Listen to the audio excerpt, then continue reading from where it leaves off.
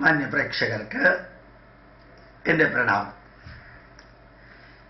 ഒരു ചെറിയ മെസ്സേജ് നിങ്ങളുടെ മുമ്പിൽ നൽകാനാണ് ഞാനിത് വായിക്കുന്നത്. ശ്രീ MK പ്രഭാകരൻ നായർ അദ്ദേഹം എഴുതിയൊരു പുസ്തകമുണ്ട്.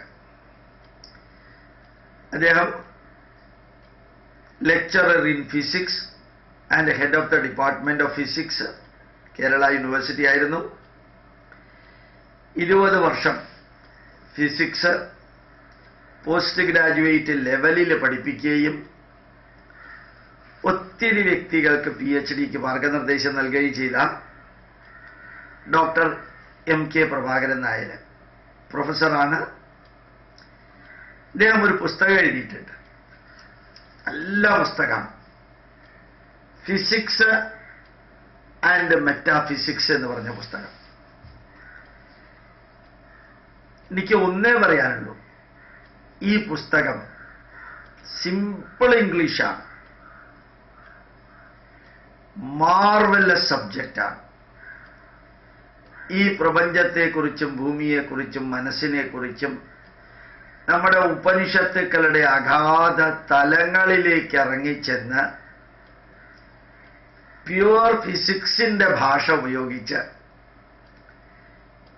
എഴുതിയിരിക്കുന്നൊരു പുസ്തകം.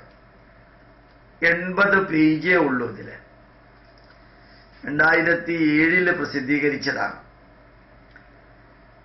അതിപ്രഗത്ഭരായ നോബൽ സമ്മാനം വാങ്ങിച്ചിരിക്കുന്ന ഡസൻ കണക്കിന് ശാസ്ത്രജ്ഞന്മാരുടെ വരികൾ കൂട്ടി ചെയ്തിട്ട്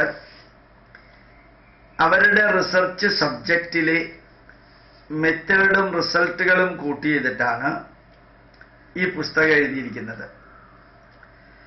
ഞാൻ ചിലപ്പോൾ പറയാറുണ്ട്, പാണിനിയുടെ അഷ്ടാധ്യായി എന്ന വ്യാകരണ ഗ്രന്ഥം,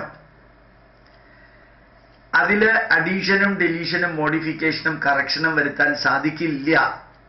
അത്ര പെർഫെക്റ്റ് ആണ് അഷ്ടാധ്യായി. ചാണക്യന്റെ അർത്ഥശാസ്ത്രം 2300 വർഷങ്ങൾക്ക് മുമ്പ് എഴുതിയ ഗ്രന്ഥമാണ്. പാണിനിയുടെ അഷ്ടാധ്യായി 2300 വർഷങ്ങൾക്ക് മുമ്പ് എഴുതിയതാണ്.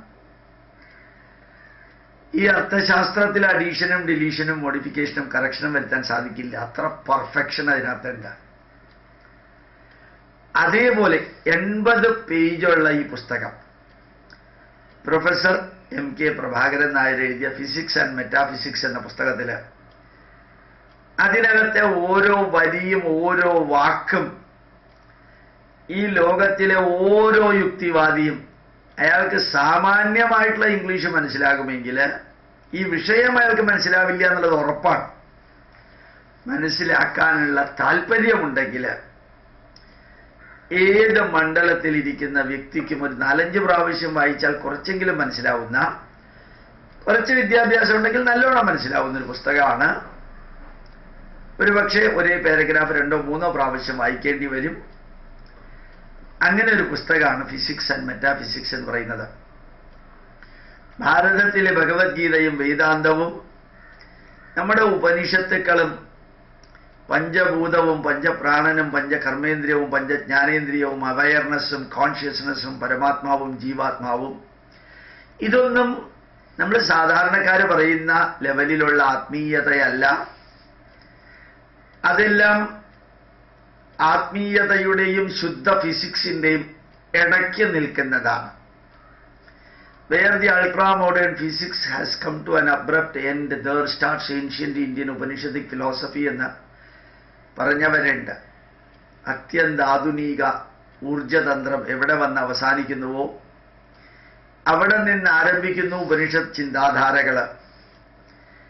ആ ഉപനിഷത്ത് ചിന്താധാരകൾ ഉപയോഗിച്ച് നമ്മുടെ ആധുനിക ശാസ്ത്രം കൈകാര്യം ചെയ്തൊരു വ്യക്തിയാണ് ഈ പ്രഭാകരൻ നായർ എന്ന് പറയുന്ന വ്യക്തി.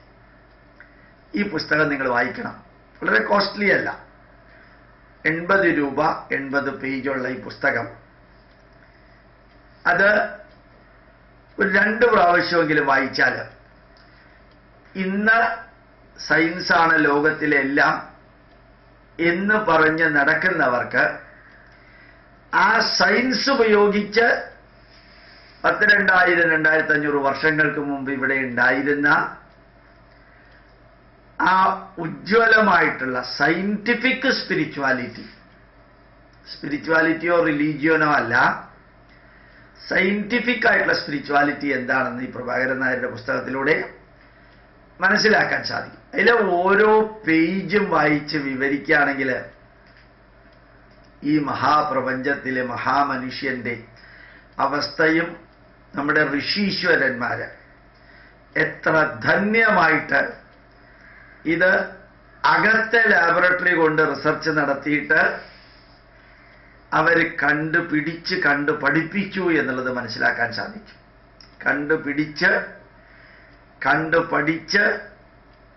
പഠിപ്പിച്ചു എന്നുള്ളത് മനസ്സിലാക്കണമെങ്കിൽ അത്യന്തം അൾട്രാ മോഡേൺ ഫിസിക്സ് അല്ലാണ്ട് വേറൊന്നും അദ്ദേഹം അവിടെ ഉപയോഗിച്ചിട്ടില്ല.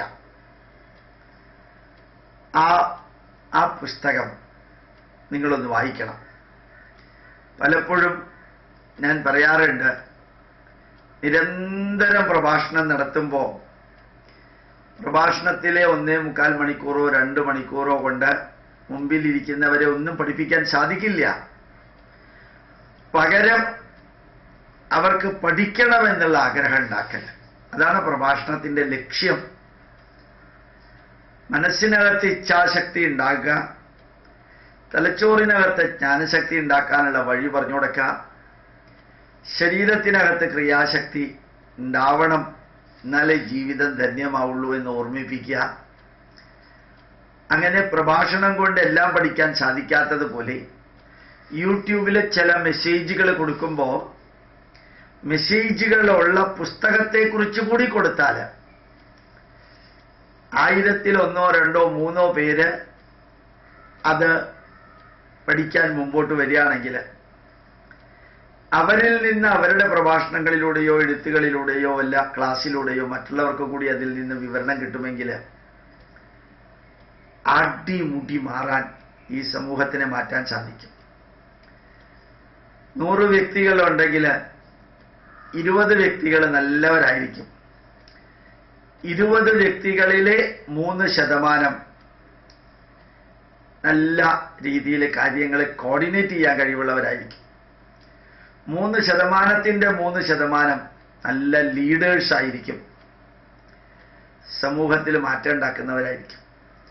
20%-ന്റെ 3%-ന്റെ 3%-ന്റെ 3%ആയിരിക്കും ലോകത്തിൽ മാറ്റം വരുത്താനായിട്ട് ചെറിയ ചെറിയ കാര്യങ്ങൾ ചെയ്യുന്നത്. അതിലെ 3% ആണ് ലോകത്തിലെ നേതാക്കന്മാരായി മാറുന്നത്. ആ നേതാക്കന്മാരായി മാറാൻ സാധിച്ചില്ലെങ്കിലും, ചെറിയ ചെറിയ മാറ്റങ്ങൾ വരുത്തുന്നവരായിട്ട് തീരാൻ സാധിച്ചില്ലെങ്കിലും, ഉത്തരവാദിത്വത്തോടുകൂടി കാര്യം ചെയ്യുന്നവര് എഴുതുന്ന പുസ്തകങ്ങളും അവരുടെ പ്രഭാഷണങ്ങളുടെ CD-കളുമെല്ലാം അത് ഉത്ഭവിച്ച സ്ഥാനത്ത് നിന്ന് എത്തേണ്ട സ്ഥാനത്തേക്ക് എത്തിക്കുകയാണെങ്കിൽ ഈ സമൂഹം ഇന്ന് മാറുന്നത് പോലെ അടിമുടി മാറും. അഭിമാനത്തോടുകൂടി ഉപനിഷത്തിൻ്റെയും വേദത്തിൻ്റെയും നമ്മുടെ പുരാണങ്ങളുടെയും എല്ലാം അവകാശികളാണ് നമ്മളെന്ന് ഓരോ ഹിന്ദുവിനെ കൊണ്ടും ക്രിസ്ത്യാനിയെ കൊണ്ടും മുസ്ലിമിനെ കൊണ്ടും ഭാരതീയരായവര് അവരെ കൊണ്ട് നമുക്ക് പറയിപ്പിക്കാൻ സാധിക്കും. അത് പറയിപ്പിക്കണമെങ്കിൽ അഭിമാനത്തോടുകൂടി പറയാനുള്ളത് ഇവിടെ ഉണ്ട് എന്നവരെ അറിയിക്കണം. അപ്പോഴേ അവർ പറയുള്ളൂ. അല്ലാതെ പറയിപ്പിക്കുന്നത് ഇൻക്വിസിഷൻ മാതിരിയാണ്. ടോർച്ചർ ചെയ്തിട്ടും കൊല നടത്തിയിട്ടുമൊക്കെ പറയിപ്പിക്കലാണ്. അറിവ് കൊടുപ്പിച്ച് അറിവിൻ്റെ സോഴ്സും കൂടി കൊടുത്തിട്ട് നമ്മൾ പഠിപ്പിക്കുകയാണെങ്കിൽ ഈ ലോകത്തിലെ നന്മയുടെ അവകാശം പറയാൻ എല്ലാവരും വരും. ആ എല്ലാവർക്കും ഭാരതീയ പൈതൃകത്തിൻ്റെ അവകാശികളാണ് നമ്മളെന്ന് തോന്നലുണ്ടാക്കാൻ നമുക്ക് സാധിച്ചാൽ പ്രൊഫസർ MK പ്രഭാകരൻ നായരെ പോലെയുള്ളവരുടെ പുസ്തകം കുറേയെങ്കിലും വായിച്ച് മറ്റുള്ളവർക്ക് പറഞ്ഞു കൊടുക്കാൻ അതൊരു ബെസ്റ്റ് സോഴ്സ് ഓഫ് ഇൻഫർമേഷൻ ആണ് എന്നുകൂടി ഓർമ്മിപ്പിക്കുന്നു. പ്രണാമം, നമസ്കാരം.